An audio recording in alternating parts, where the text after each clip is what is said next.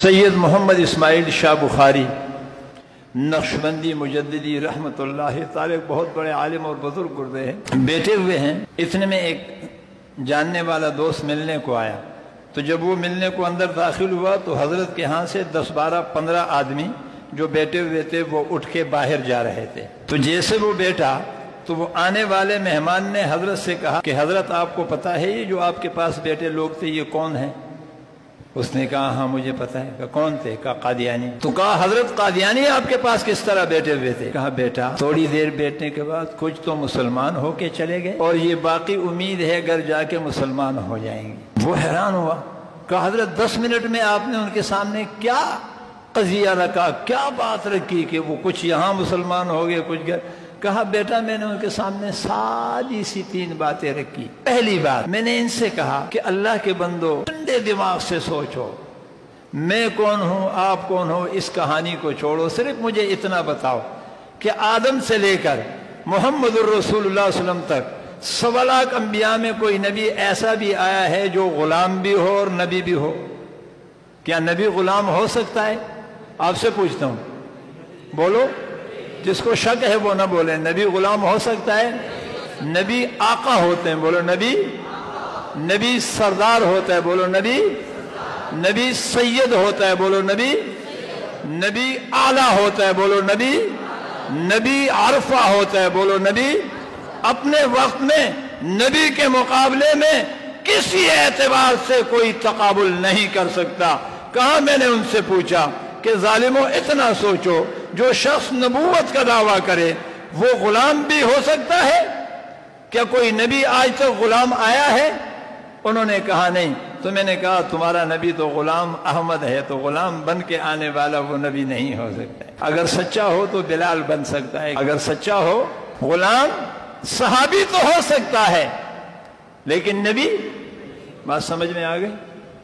का दूसरी बात मैंने उनके सामने ये रखी कि आदम से लेके हमारे नबी तक कोई एक नबी आप बता दो कि जो नबी दुनिया में आया है उसका अल्लाह ने जो नाम रखा है उस नाम से पहले दुनिया में उस नाम का कोई एक भी बंदा हो। आदम के जमाने में आदम से पहले आदम नाम का कोई नहीं, नूह के जमाने में नूह नाम का कोई बंदा नहीं, इब्राहिम के जमाने में इब्राहिम के आने से पहले इब्राहिम नाम का कोई बंदा नहीं, इस्माइल के जमाने में इस्माइल के आने से पहले इस्माइल नाम का कोई बंदा नहीं। नाना खुलासा ईसा अलैहिस्सलाम मूसा अलैहिस्सलाम के जमाने में मूसा के आने से पहले मूसा नाम का कोई बंदा नहीं, और ईसा अलैहिस्सलाम के आने से पहले ईसा नाम का कोई बंदा नहीं, और मेरे आका के आने से पहले अहमद नहीं, मोहम्मद नहीं, महमूद नहीं। तो तुम्हारा नबी जो नाम लेके आया है ये नाम तो करोड़ों इंसानों का पहले से मौजूद है। और तीसरी बात बड़ी मजेदार बात, उस पे जितने जोर से आप सुबहान अल्लाह कहोगे उतना अल्लाह ज्यादा खुश होगा। बल्कि मैं तो एक और तवक्को रखता हूं कि इस पे जितने जोशीला अंदाज में सुबहान अल्लाह कह दो, शायद रात को आका मदनी करीम की जियारत नसीब हो जाए। ऐसी बात है। क्या है? सैयद शाह इस्माइल बुखारी नक्शबंदी रहमतुल्लाह ताला अलैह ने फरमाया कि तीसरी बात मुसल्लमा उसूल है, सारे अंबिया का इस पर इजमा है, नबी का जहां इंतकाल होता है वहीं उसे दफनाया जाता है। तो कहा मैंने पूछा कि हाजी साहब तुम्हारे नबी का इंतकाल तो लेटरीन में हुआ है, और ब्रिटिश गवर्नमेंट थी, रब्बा तेरे करम के कुर्बान जाऊं, शुक्र है कहीं चौक पे इंतकाल न हुआ, शुक्र है कहीं रास्ते पे इंतकाल नहीं हुआ, वरना ब्रिटिश गवर्नमेंट आज तक उस पर मनारे बना के उसका तहफ्फुज़ करती। मरा है लेटरीन में, कानून ये है जहां मरे वहां इसे दफना दो, लेकिन अगर वहां दफनाया जाता तो शर्म के मारे डूब मर जाते, या यहां दफनाओ ताकि तुम शर्म के मारे डूबो, या यहां से निकाल के कादियान में दफनाया गया, पता चला कादियान में दफनाने वाला नबी नहीं है, नबी होता तो लेटरीन में दफन होता। कह दो सुभान अल्लाह। मौलाना मोहम्मद अमीन सफदर उकाड़वी साहब रहमतुल्लाह ताला अलैह اپنی کتاب میں ایک واقعہ لکھتا ہے کہ مجھے وہاڑی سے ایک خط آیا اور بڑے محبت اور پیار سے لکھا گیا تھا کہ حضرت ہمارے وہاڑی کے علاقے میں آج تک سیرت مصطفیٰ صلی اللہ علیہ وسلم کے عنوان سے کوئی جلسہ کوئی پروگرام نہیں ہوا ہے، ہماری چاہت ہے کہ آپ کچھ وقت ہمیں دے دیں۔ میں نے خط پڑھا، خط محبت سے بھرا ہوا تھا۔ میں نے اپنے سیٹنگ کر کے انہیں پیغام بھیج دیا کہ فلان دن میں آپ کے وہاڑی میں آؤں گا۔ کہاں ٹرین پہ گیا، ٹرین سے اترا، تانگے میں بیٹھا، جیسے علاقے کے قریب ہوا تو علاقے کے بہت سارے مسلمان جمع ہو گئے، اور جو ان کا بڑا تھا انہوں نے مجھے لفافہ تمایا کہ حضرت یہ آپ کا لفافہ ہے اور ہم آپ کو خدا کا واسطہ دیتے ہیں، آپ بغیر تقریر کے واپس چلے جائیں۔ حضرت مولانا محمد امین صفدر اکاڑوی رحمۃ اللہ علیہ فرماتے ہیں میں نے ان سے پوچھا وجہ کیا ہے، تو انہوں نے بتایا کہ وہ قوت میں ہیں اور انہوں نے ہمیں دھمکی دی ہے کہ اگر آپ نے یہاں سیرت پر جلسہ کروایا تو تمہاری جان، مال، عزت، آبرو کوئی چیز محفوظ نہیں ہوگا، لہذا ہم کمزور ہیں۔ حضرت نے فرمایا یہ اپنا لفافہ واپس لو، بات میری ہوتی واپس چلا جاتا، آپ کی ہوتی واپس چلا جاتا، بات گنبد خضرا والے کی ہے، صفدر اکاڑوی کی جان جا سکتی ہے، یہاں سے واپس نہیں جا سکتا۔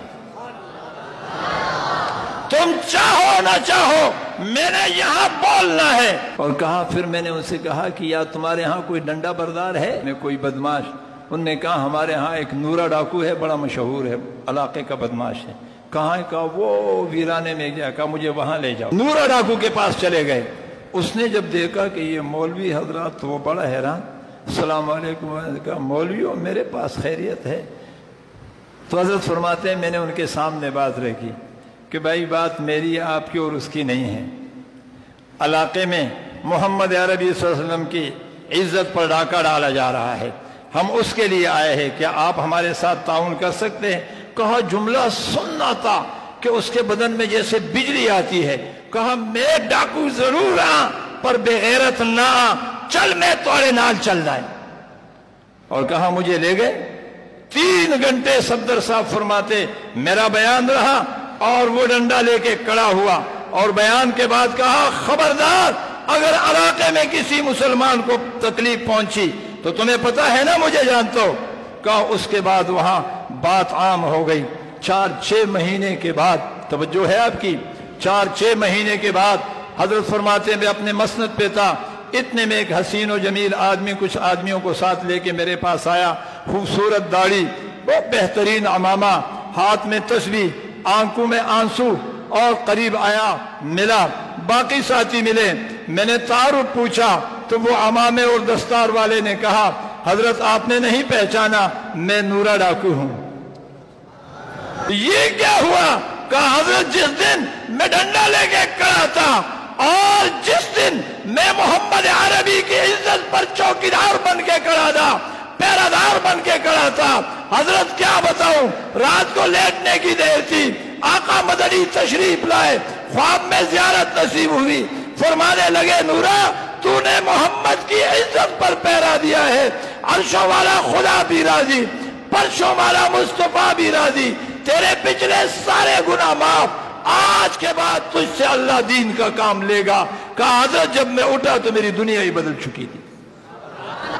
اس ویڈیو کو شیئر ضرور کریں تاکہ آپ کے ذریعے کسی تک خیر کی بات پہنچ سکے۔